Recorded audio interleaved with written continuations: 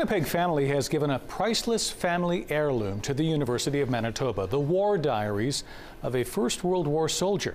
However, the gift came with one condition. The family wanted it to be transcribed so everyone could read it. But as CTV's Jon Hendricks shows you now, that was easier said than done.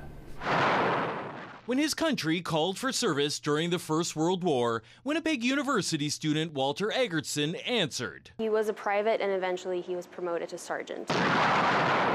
Deployed to France, the Manitoba soldier would face bullets and poison gas.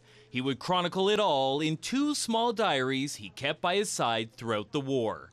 One passage reading, "Shelled very heavily at night, both by explosives and gas. On duty with mask on for a total of 3 hours."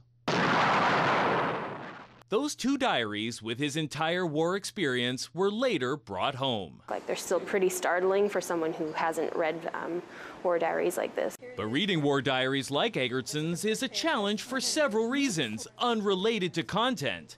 The ink and pencil dashed across the pages a century ago is fading away. And some has held up terribly. But even the passages that haven't faded are a challenge to decipher because they're written in longhand. So you've got cursive handwriting that isn't always the best handwriting, especially when he's under stress, and sometimes misspelled.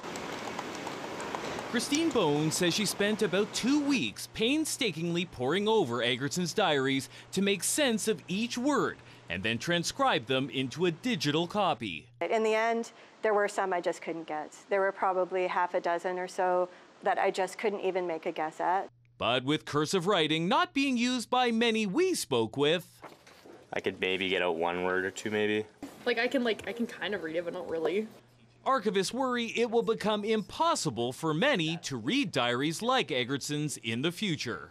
The numbers are decreasing definitely, and I think it's going to become more of a challenge going forward. But by transcribing written words into digitized text, the University of Manitoba's Archives Department is ensuring the accounts of people like Private Walter Eggertson will be available for generations to come. Jon Hendricks, CTV News, Winnipeg.